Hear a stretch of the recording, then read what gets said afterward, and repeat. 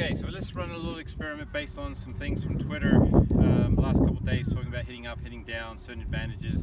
One thing is a concept, the other thing is let's see it in practical use. Okay, so the first one I'm going to swing is my own speed, normal speed that I would hit on a golf course. It's going to be 112 to 114, pretty fast for me. I'm 52. Ball speed should be 68 to 72 based on how I hit it. Hopefully spin, and if I hit it good, then the spin rate should be about 2400, something like that. But I'll explain that as we go. And then I'm going to try and hit about 95 miles an hour, something like that, or at least under 100, and use that and hit up and then hit down. So we can use that because that's about what the average male does.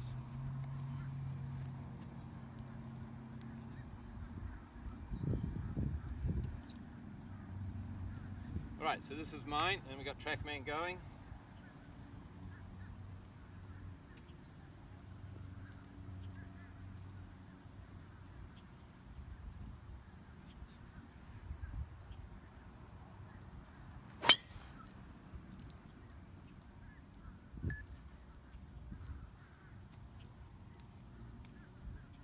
All right, yep, and it got him. Okay, got all the numbers, let's hope they're good.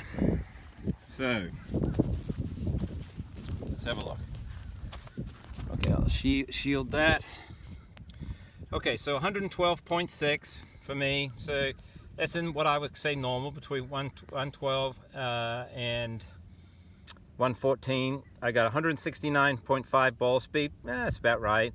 Attack angle 1.4 up, and the path 2.3 to the right. So here comes the interesting stuff, right? So not a lot of path, but some. We got a launch angle at 12.5 and a dynamic loft of 13.7. Okay? Spin loft at 12.3. But I only produced 1977 on the spin. Now why is that? Well, it was probably a little high on the face, but in my case I would say it felt a little bit towards the toe, just a little bit. So it dropped down from the 2300, 2200 I normally get, dropped down to basically 2000. Still very playable. It flew 292, rolled out to 319. So, you know, on Champions Tour that'll go pretty far as long as there's a hole I can hit driver on.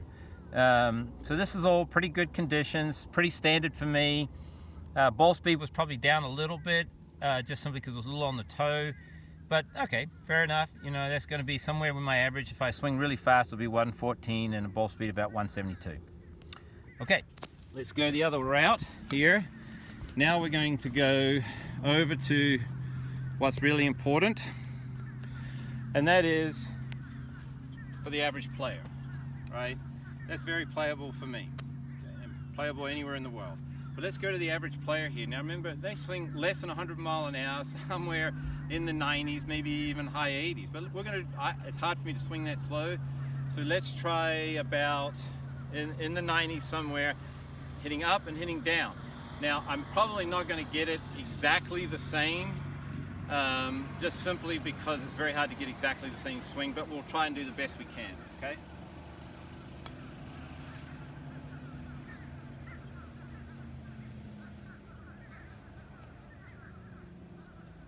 Alright, so we're going to try and swing up on this one. Try and make the tee height the same, all that stuff, right?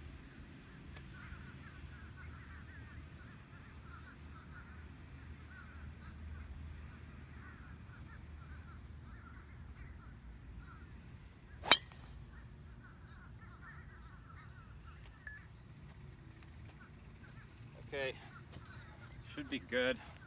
Hopefully that's under 100. Let's have a look at it. Okay, yep, just made it. Okay, so we've got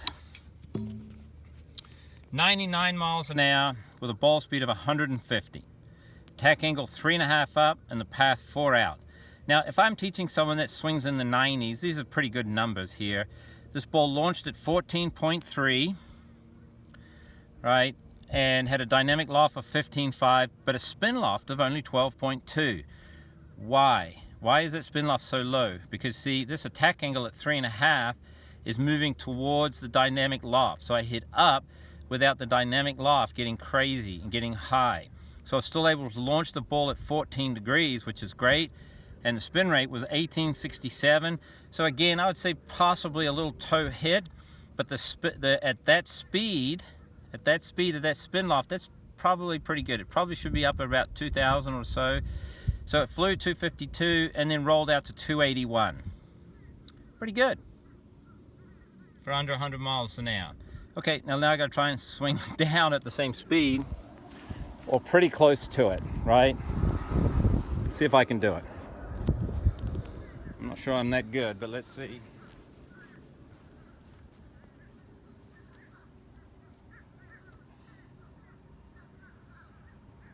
Approximately the same tee height. Now remember, 99 miles an hour, 150 ball speed.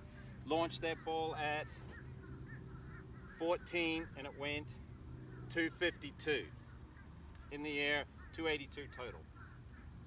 Okay, 99 miles an hour.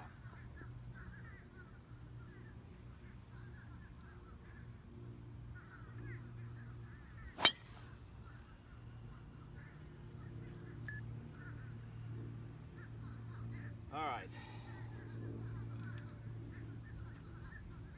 Okay, so on this instance I swung a little faster. It's hard to get it the same, but we'll use it anyway, right? Maybe I'll do one more to slow it down a fraction.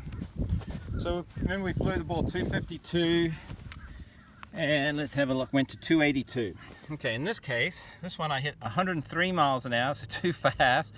Ball speed 155, I swung 4 degrees, almost 5 degrees down, which is a lot, but the path is still to the right because down equals out, we know that.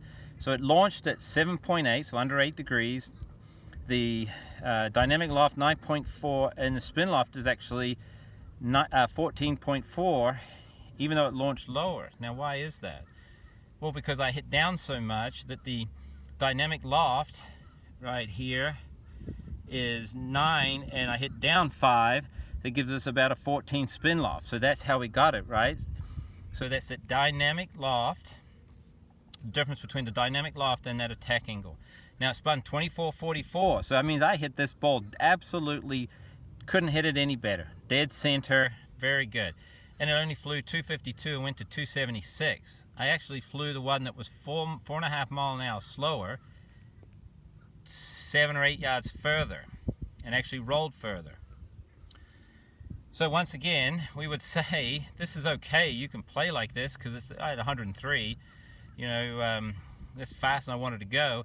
It's okay, but if you want it to be, if you're an average golfer and you can't learn to swing faster, because that's a hard thing to do, well, why, if you just adjusted your attack angle, you would gain that much more distance. Okay, let me do one more and see if I can get 99. See, I don't even know my own strength. How about that? Too fast. Okay, one more.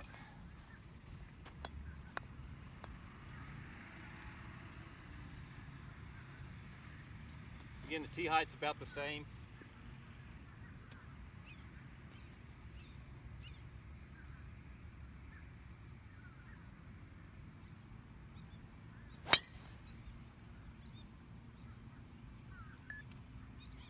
Very good. 98 point something. So that's very close, right? So I think there's a fair comparison here. So what do we got? We've got 98.9 this time. Remember we swung at 99, so pretty good. I swung down 4 degrees and the ball speed was dropped to 146. So it's a slower ball speed with the same club head speed. Path is still a degree to the right, launched at 8.6. Dynamic loft is 10.1 and spin loft is 14.8, which remember that is the difference between the attack angle and the dynamic loft. It spun at about 2148, so maybe a slightly toe hit, maybe. It only carried 221. So now we're looking at 30 yards difference in the carry and 259 total versus the other one, which was, I believe, 280, or I believe 280.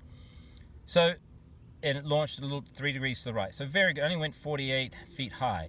So what a tremendous difference. I mean, tremendous difference. Now, if you're swinging under 100 miles an hour, that 30-yard carry is the difference between being able to go over a bunker and then roll out and having a wedge in the green, or having to go to the left of the bunker or to the right of the bunker, run it along there, and then having maybe a 5 or a 6 iron in the green. The average golfer or the slower swing speeds, this is vital. Now, if I'm swinging my clubhead speed at 120 miles an hour, you can get away with swinging 2, 3, 4 down. You can get away with that, and it's okay. It's not going to be efficient, but you may be able to hit the ball straighter and feel more comfortable playing, fine.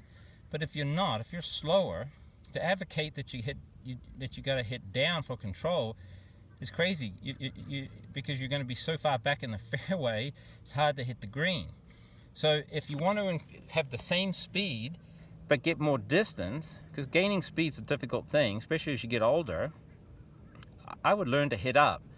And do you lose control? Well, I don't know. If you ask David Toms, Alex Checker, Zach Johnson, they all seem to hit the ball at a reasonably straight level, even though they're slower than the average on the PGA Tour. And they've done quite well, winning 2 of those guys have won major championships. So anyway, just a little bit further on that discussion. I hope this helps.